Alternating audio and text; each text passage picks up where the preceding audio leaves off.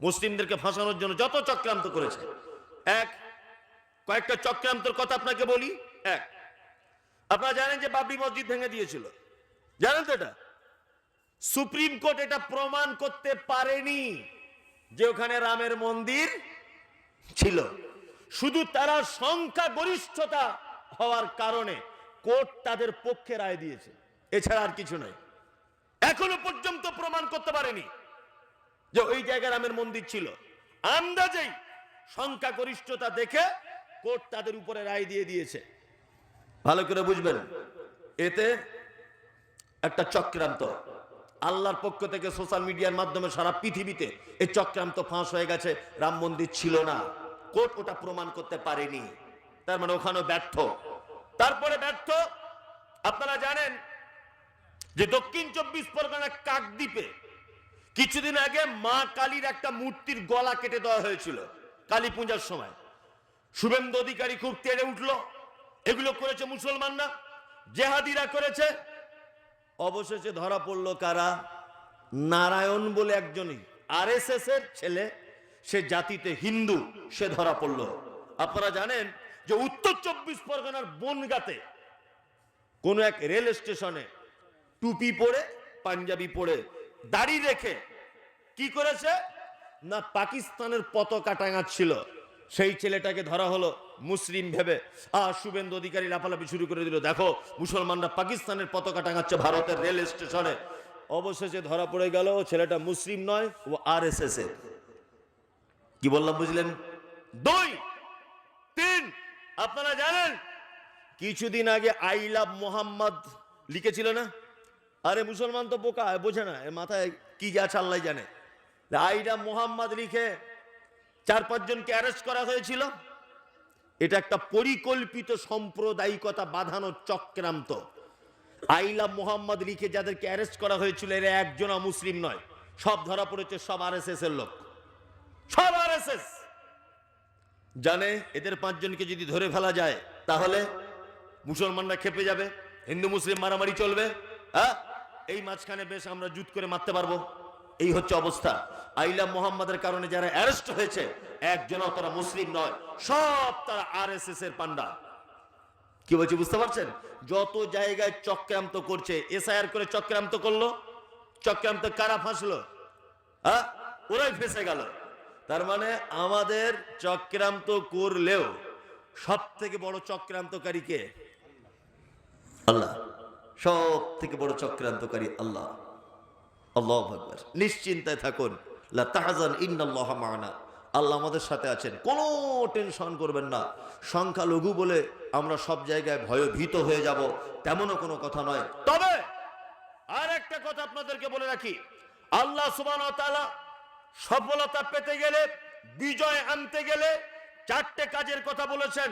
1, আল্লাহকে ভরসা রাখতে হবে সব কাজে। 2 নম্বর হচ্ছে আসলিকু জাতা বাইনিকুম, আপোসের মধ্যে ছোটখাটো বিষয়ে যদি তোমাদের কোনো মতনৈক্য থাকে, সেইগুলো মিটিয়ে নিতে হবে। আতিউল্লাহ, আল্লাহর আনুগত্য করতে হবে, আর রাসূল, রাসূলের আনুগত্য করতে হবে। ইন কুনতুম মুমিনিন, আল্লাহ তাআলা বলছে যদি তোমরা মুমিন হও। সুবহানাল্লাহ। যদি তোমরা মুমিন যদি হয়ে যাও। তার মানে বর্তমানে আমাদের দুরবস্থার, এর থেকে বাঁচতে গেলে কয়েকটা জিনিস করতে হবে। তার মধ্যে 1, আতিউল্লাহ ওয়া রাসূল। শীতকাল 11টা বাজে, মানুষকে এখন যত ভালোই বক্তব্য রাখো আর যত ভালোই গজল শোনাও, মানুষকে ধরে রাখা যাবে না। তবে ধরে রাখা যাবে, ইদানিং অনেক বক্তা আছে যারা বেদের মেয়ে জোছনার গান টান বলে, এইরকম বক্তা টক্তা হলে তাহলে কিন্তু থাকবে লোক, কিছু লোক। কিন্তু বর্তমানে অবস্থা তো খুব খারাপ। এখন স্টেজ মানি গান গজল এগুলো বেশি চলছে। আমি তাদের বিরুদ্ধে নয়, আমি জলসা লোক বসতে চাই না, তার একটা কারণ উল্লেখ করলাম। আর একটা কারণ হচ্ছে কি, জলসাতে মানুষ বসতে চায় না, মানে আমি আমার গ্রামের কথা বলছি। আমার গ্রামে একটা লোক ঈদের নামাজ পড়ে না। তা তাকে আমি জিজ্ঞাসা করছি, চাচা তুমি ঈদের নামাজ পড়তে গেলে না কেন? তো বলছে, ভাতিজা ঈদের নামাজ পড়তে যায়নি খুব বড় দুঃখের কারণে। যে কি দুঃখ? দুঃখটা বলো। তা বলছে রমজান মাসে সব বেটির বাড়িতে ফোন এসছে, আব্বা ঈদের দিনে জামা কাপড় দাও। তো সবাইকে জামা কাপড় দিয়েছি, পোতাপুতি নাতিপুতি সবাইকে দিয়েছি। ঈদের দুদিন আগে আমার স্ত্রী বলছে, তাহলে হাগো এবছর ঈদে আমাকে কিছু দেবে না নাকি? ওকেও দুটো শাড়ি জামা কাপড় দিয়েছি। তা আমি বাড়ির গার্জেন হিসাবে সবাইকে দিয়ে এলাম, তা আমিও তো কোথায় পাবো? তা আমি কোথাও পেলাম না। তা লাস্টে মনে মনে নিয়ত করলাম যে ঈদগাহে গিয়ে নামাজ পড়ার পরে একটু দোয়া করব যে আল্লাহ এত টাকা খরচা হলো, কিছু দাও তুমি। এটা ঈদগাহে গিয়ে দোয়া করব, বছরে একটা ইম্পর্টেন্ট দিন। নামাজ পড়তে যায়নি এই দুঃখে। শালা ঈদগাহে নামাজ পড়তে গিয়েও দেখছি ইমাম সাহেব খুতবার পরে ঈদগাহের জন্য চাঁদা কালেকশন করছে।